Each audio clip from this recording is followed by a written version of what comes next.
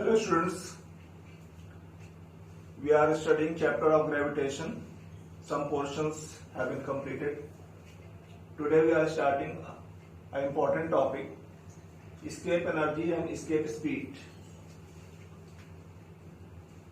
It is very common experience that if a particle is thrown up, it returns back to the earth because of gravity. You just imagine you continuously increasing speed of particle, means every time particle is thrown with higher speed, it will go higher and higher. Finally,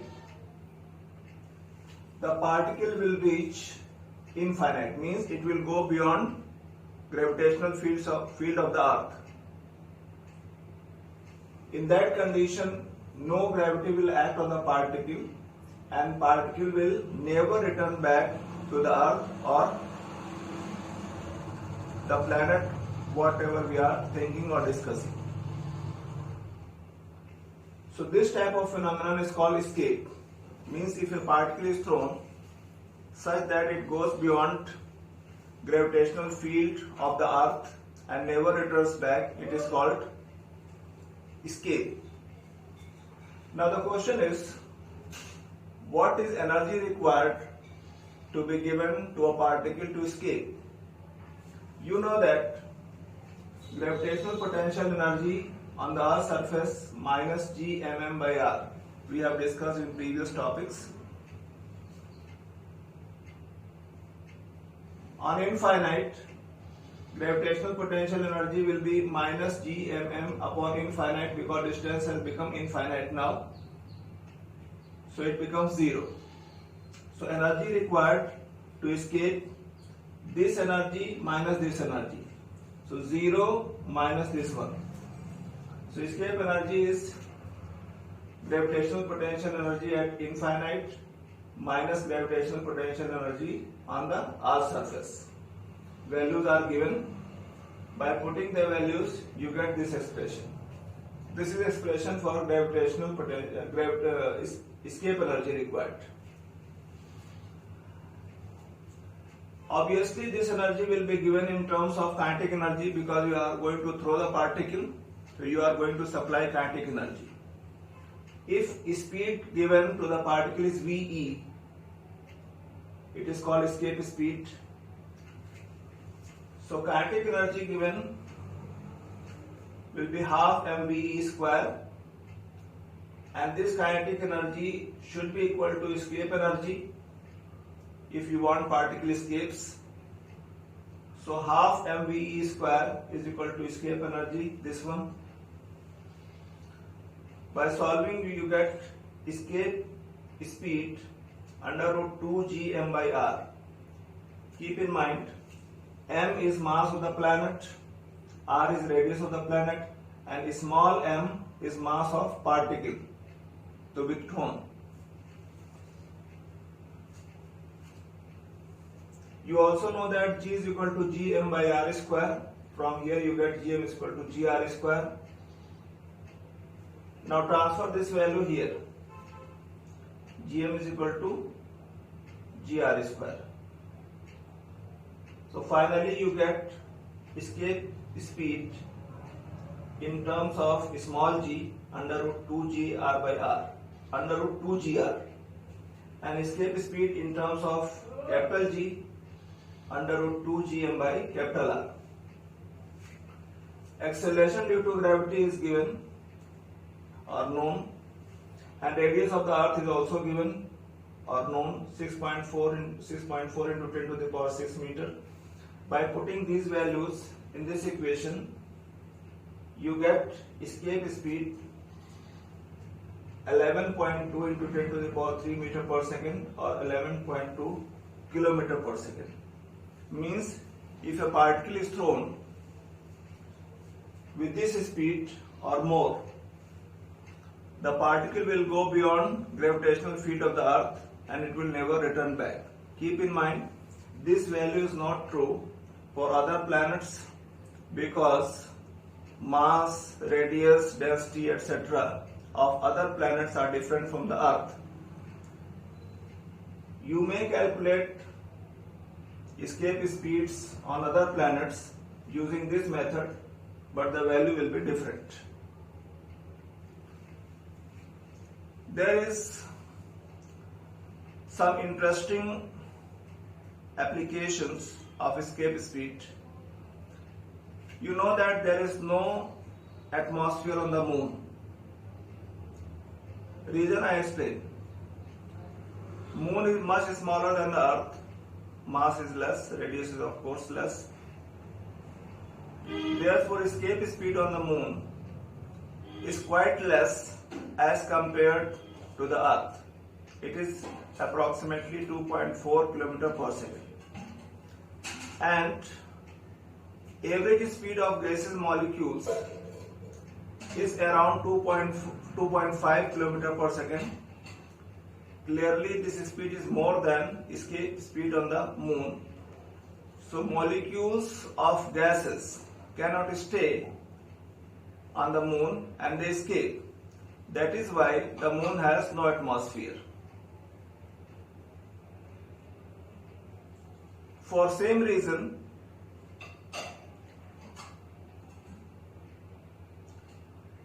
we can explain black holes. It is given in your book. I suppose you will refer. It is tiny space having very high gravity, very high density, such that escape speed is more than the speed of light. That is why even if light falls on that black hole, it is not able to escape and it remains on the black hole.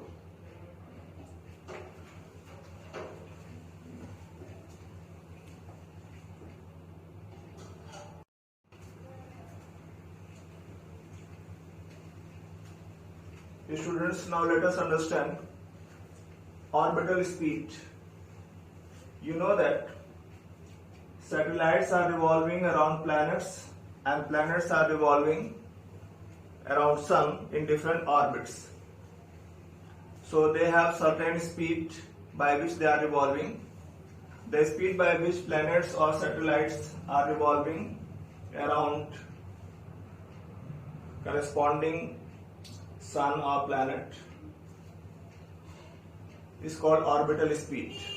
Let us suppose a satellite of mass m is revolving around some planet like Earth with speed VO, so it is orbital speed. At height h from the Earth's surface, radius of the Earth is capital R and radius of orbit is small r. Mass of planet is capital M. For revolution, centripetal force is required, and centripetal force comes from gravitational pull between satellite and the Earth.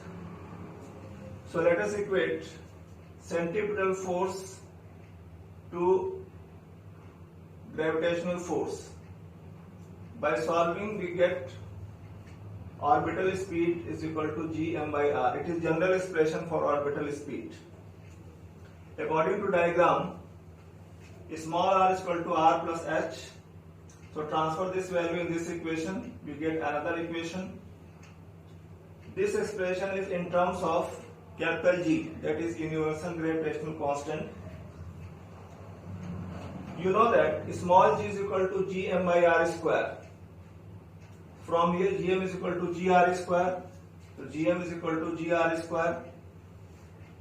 It is another expression in terms of small g. If satellite is revolving very close to the Earth, such that h is much smaller than radius of the Earth, in this condition we can neglect h with respect to capital R. So if h is neglected, the expression will remain gr square by r. See, gr square by r. 1 r is cancelled, so final expression is this much. Keep in mind this expression of orbital speed for those satellites which are revolving very close to the Earth. Values of g and r are known, So transfer these values here and make calculations.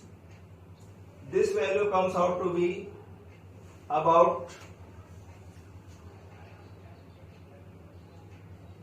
7.9 kilometer per second, or approximately 8 kilometer per second. Means if a planet is revolving very close to the Earth, its orbital speed will be around 8 kilometer per second.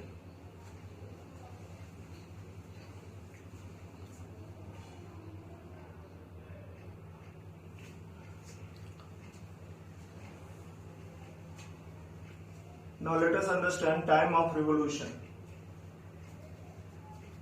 If satellite is revolving around planet or Earth, obviously it will take some time to make one revolution, and that time is called time of revolution. Radius of orbit is small r. If satellite makes one revolution, it will travel distance 2 pi r, and speed of satellite is VO, that is orbital speed. So time taken, that is time of revolution, is equal to distance upon speed, that is 2 pi r upon VO. We have value of VO just calculated. So transfer this value, this r goes here, becomes r power 3 by 2. So T is equal to 2 pi r power 3 by 2 upon root of gm. This is expression for time of revolution in terms of capital G. Now G is equal to gm by r square. So gm is equal to gr square. Transfer this value, gm is equal to gr square. By diagram, r is equal to capital R plus h.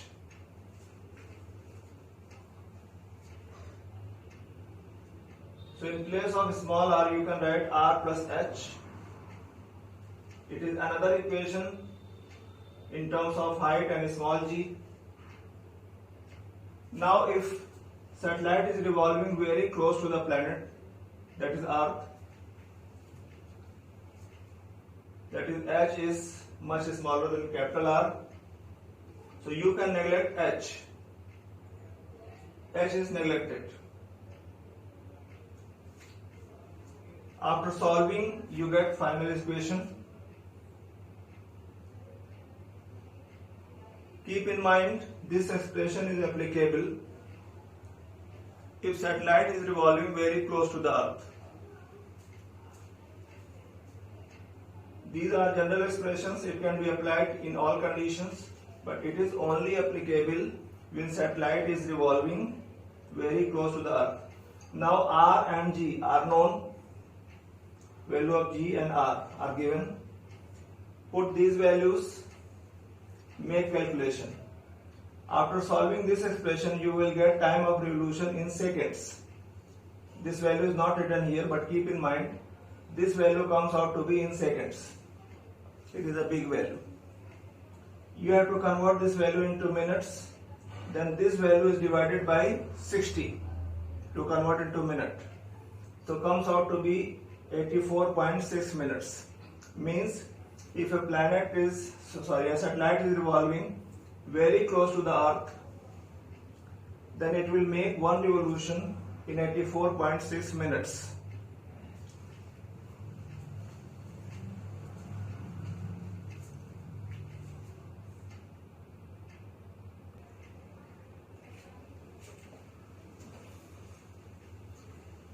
Students, now let us understand geostationary satellites and polar satellites.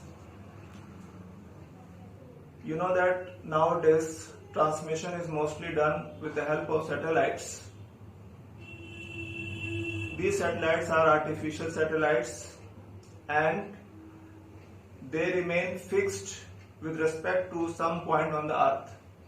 Let us understand this meaning.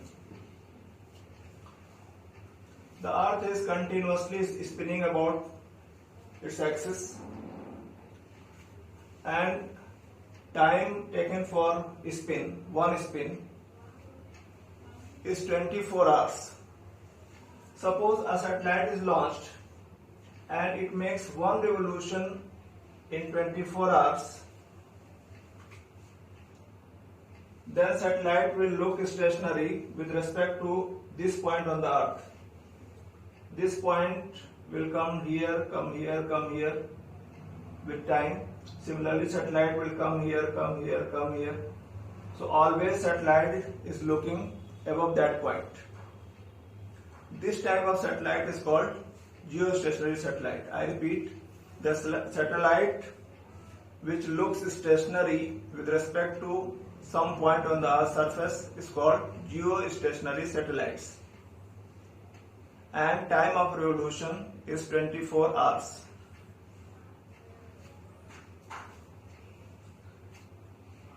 You know that time of revolution of a satellite is given by this formula.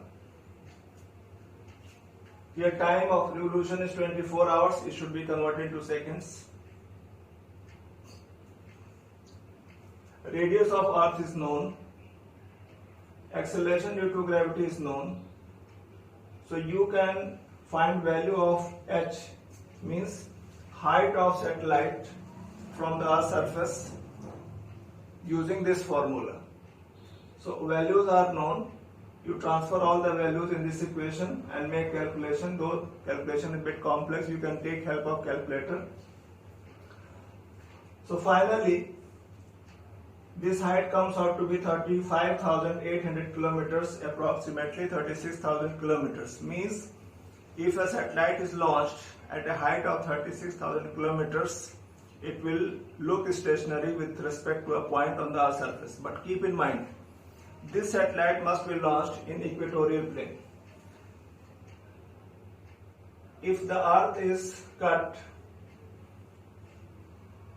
such that axis is normal to the plane of cut, then that plane is called equatorial plane, and all other planes parallel to that plane are called equatorial planes. So satellite must be launched in this plane only to be geostationary. Students, there is one more satellite, polar satellites. These satellites are normally used for weather forecasting.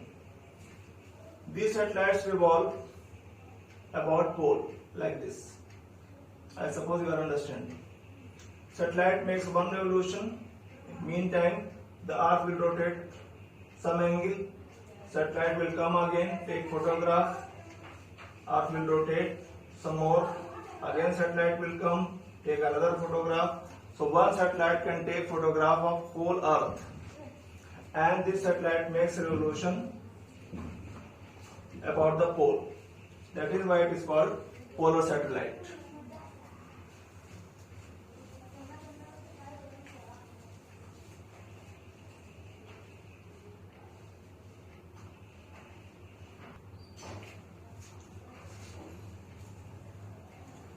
Now let us understand height of projectile. Suppose you are throwing a particle upwards on the Earth's surface and you are interested in knowing to what height the particle goes. Suppose particle of mass m is projected with speed v and goes to height h. You know that gravitational potential energy on the Earth's surface is minus g mm by r, and obviously at height h this value will be minus g mm upon r plus h. So when particle is going up, it is gaining potential energy. Gain in potential energy or change in potential energy is equal to uh, this value minus this value. Make calculations. Gm is equal to gr square, explained many times. Here r is taken common, so it becomes r square in bracket 1 plus h by r square is cancelled. So delta u is equal to mgh upon 1 plus h by r.